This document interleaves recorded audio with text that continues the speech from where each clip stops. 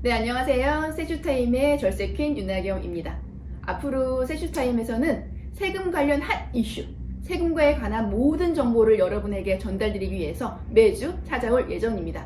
세금 관련된 정보는 세슈타임만 보면 우리 모두 관심사 다 이해할 수 있게끔 제가 도와드리겠습니다.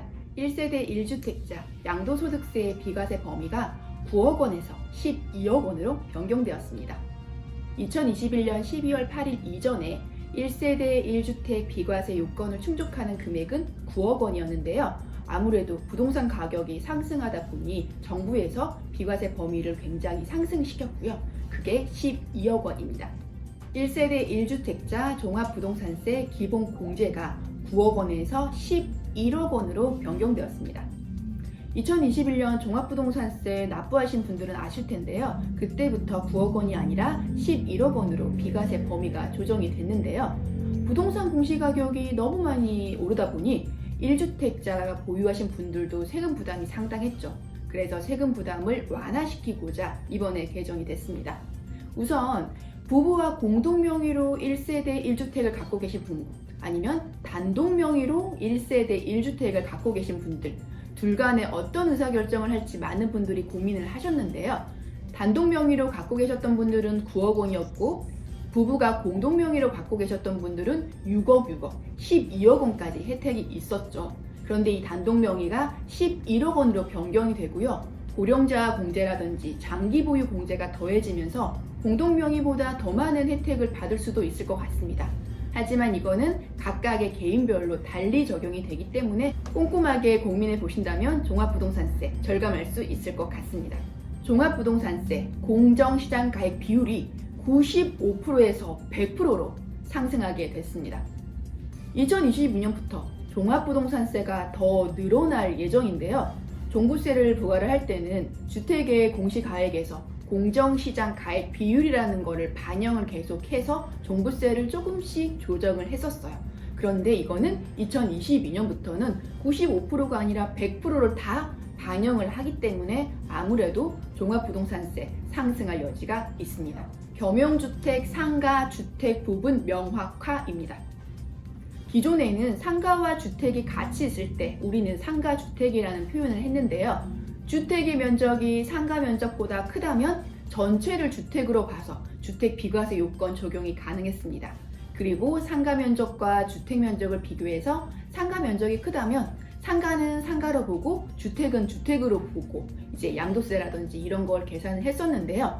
2022년부터는 주택 면적이 상가 면적보다 크다고 하더라도 주택에 해당하는 면적만 주택으로 보고요. 상가에 해당하는 부분은 상가로 보기 때문에 오랜 기간 보유했던 1세대 1주택 비과세 혜택을 받는 분들은 아무래도 기존보다는 양도세 부담이 조금 더 늘어날 것 같습니다. 상속세 연부연납 기간이 5년에서 10년으로 증가되었습니다.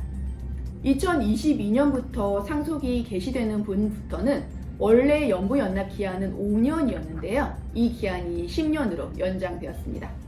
상속세가 2천만 원을 초과한다면 우리는 분납 또는 연부연납을 하고 있습니다. 근데 그럴 때 1,000만 원을 초과했을 때 연부연납 기간을 조정을 할 수 있는데요. 예를 들어 상속세가 만약에 1억 원이 나왔다.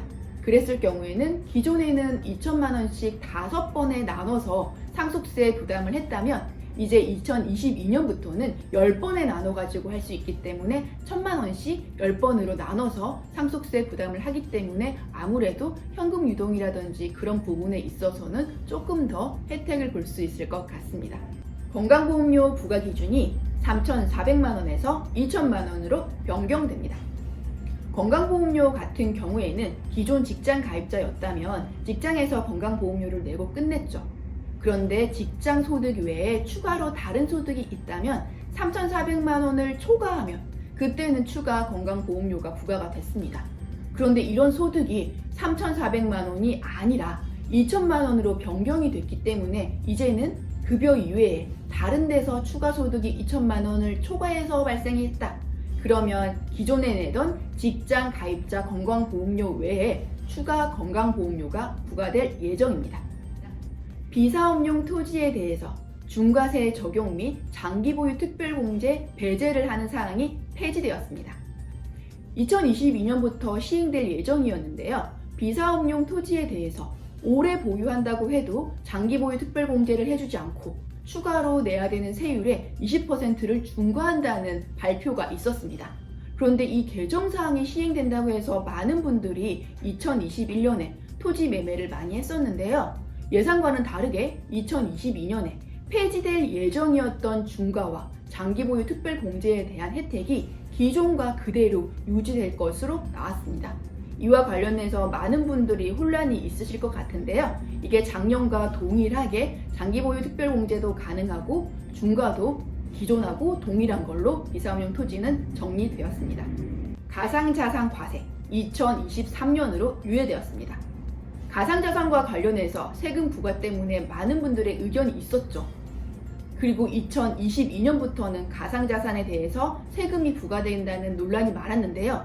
다행히 이 이슈는 1년 더 연장됐습니다. 그래서 2022년까지는 가상자산을 거래한다고 해도 세금이 부과되지 않고요.